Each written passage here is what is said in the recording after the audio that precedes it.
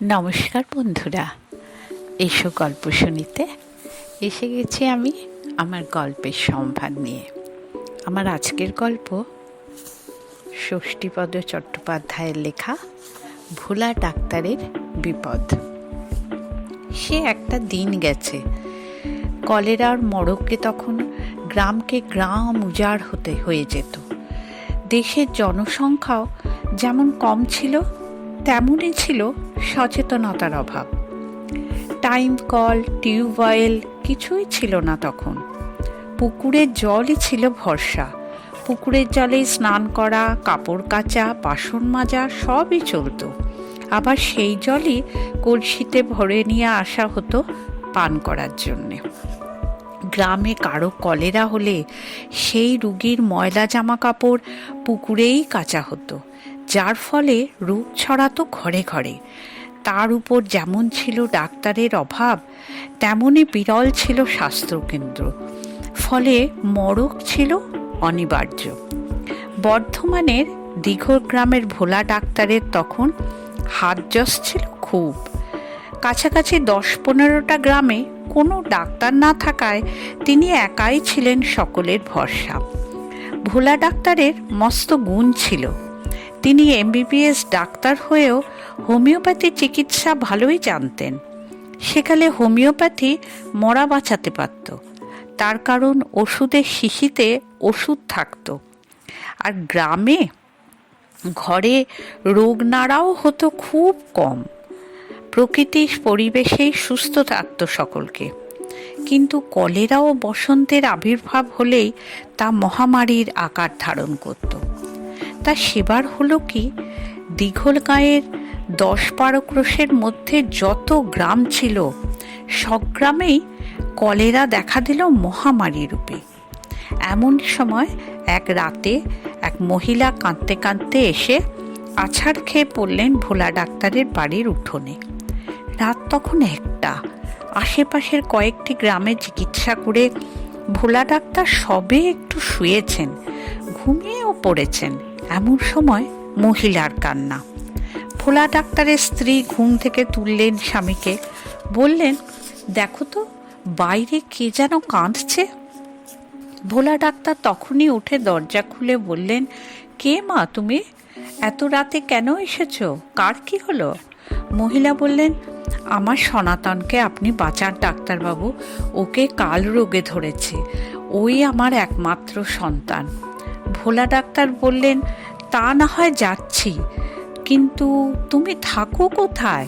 কত দূরে যেতে হবে? বাবা, আমি বেঘল থেকে আসছি। ভোলা ডাক্তার বললেন, ওরে বাবা, সে তো অনেক দূরের পথ মা।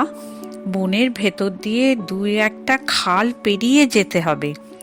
এই রাতে কি করে যাব আমি? কেন, আপনার তো ঘোড়া আছে, তাতেই চেপে যান। ভোলা ডাক্তার একটু চিন্তা করে বললেন, ঠিক আছে, আমি যাচ্ছি, তুমি যাও। মহিলাকে বিদায় দিয়ে ভোলা ডাক্তার তার ওষুধপত্রের ব্যাগ, জোরালো টর্চ ইত্যাদি নিয়ে ঘোড়ায় চেপে একটি শুকনো খাল পেরিয়ে বেগলের দিকে চললেন। খানিক যাবার পরই ঘোড়া থমকে দাঁড়ালো। একবারেই নড়নচড়ন। কোনো রকমেই এগোতে চাইল না সে, বরং ঘরে ফেরার জন্যে পেছন দিকে মুখ করল। কেন যে এমন হলো ভোলা ডাক্তার কিছুতেই বুঝতে পারলেন না। এমন অবাধ্য তো ও কখনো হয়নি। এমন সময় দেখতে পেলেন ওরই পরিচিত দীনবন্ধু মুক্তার হনহন করে এই পথে আসছেন। এই রাতে দীনবন্ধুদা একা এ পথে কেন? বললেন, কি ব্যাপার দীনুদা, আপনি এ পথে কেন? তার আগে বলো, তুমি কোথায় যাচ্ছ? আমি যাচ্ছি বেগলে। একটি ছেলের অবস্থা খুব খারাপ, তার মা এসে কান্নাকাটি করে ডেকে নিয়ে যাচ্ছে। কোথায় তার মা? ওই তো আগে আগে যাচ্ছে। দীনুদা হেসে বললেন, আগে কেউ নেই, ওই তো দূরে দেখা যাচ্ছে। ও তোমার মনের ভুল।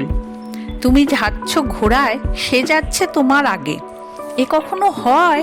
এই রাত দুপুরে আমি তোমার কাছেই যাচ্ছিলাম। এখন ওখানে মহামারী, আমার মেয়ের বাড়ির সবাই আক্রান্ত। তুমি আগে আমার ওখানে চলো।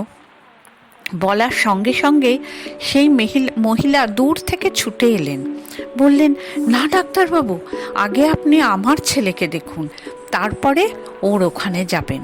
দিনুদা সঙ্গে সঙ্গে জোরে একটা ধমক দিলেন মহিলাকে। ভোলা ডাক্তার বললেন, দিনুদা, তোমার ওখানে নিশ্চয়ই যাব, তবে আগে আমি এই মহিলার ছেলেকে দেখে আসি। কিন্তু যাব বললেই তো হলো না, ঘোড়া যে নড়নচড়ন।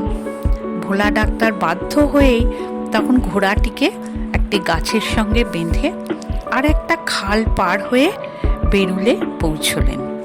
সেই মহিলার সঙ্গে তার ঘরে গিয়েই দেখলেন একটি বছর 15 ছেলে শুয়ে শুয়ে কাতরাচ্ছে। উনি গিয়ে তার নাড়ি টিপে বুঝলেন এখনো উপায় আছে। তাড়াতাড়ি 1 ডোজ ওষুধ তার মুখে দিয়ে কয়েকটা পুড়িয়া তৈরি করে মহিলাকে দিতে গিয়েই দেখলেন কেউ নেই সেখানে। সেই মহিলাই ঘরের এক কোণে চিত হয়ে শুয়ে আছে। এবার যেন কেমন একটু ভয় ভয় করলো ভোলা ডাক্তারের। উনি গিয়ে মহিলার হাত ধরে নাড়ির স্পন্দন দেখেই বুঝে গিয়েছিলেন বেশ কয়েক ঘন্টা আগে তার প্রাণবায়ু শেষ হয়েছে, দেহটা শক্ত কাঠ। আর তিনি সে ঘরে রইলেন না। অসুস্থ ছেলেটির দিকে স্নেহ ভরে একবার তাকিয়ে বাইরে বেরিয়ে এলেন। তার শির দ্বারা বেয়ে যেন একটা ঠান্ডা স্রোত বয়ে গেল। দিনুদা বাইরেই অপেক্ষা করছিলেন। বললেন, কেমন দেখলে ডাক্তার? ভোলা ডাক্তার সে কথার উত্তর না দিয়ে বললেন, কই, কোথায় আপনার মেয়ের বাড়ি?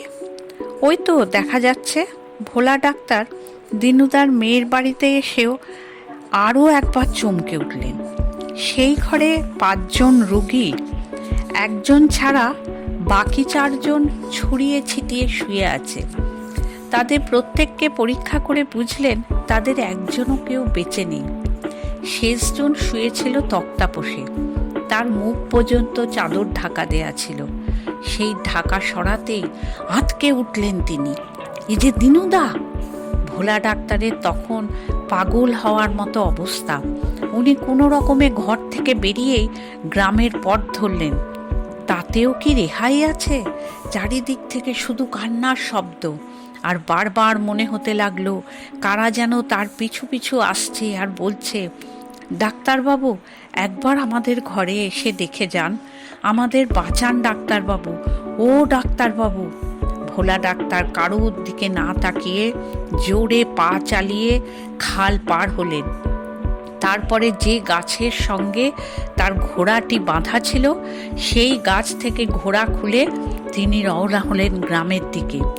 সে রাতের পর থেকে ভোলা ডাক্তার কখনো রাতের বেলা নিজের গ্রাম ছাড়া অন্য কোনো দূর গাঁয়ে রোগী দেখতে যাননি। আমার গল্প এখানেই শেষ। কেমন লাগলো আপনারা কিন্তু কমেন্ট করে জানাবেন, এবং লাইক করতে আর সাবস্ক্রাইব করতে ভুলবেন না যেন। শেয়ারও করবেন।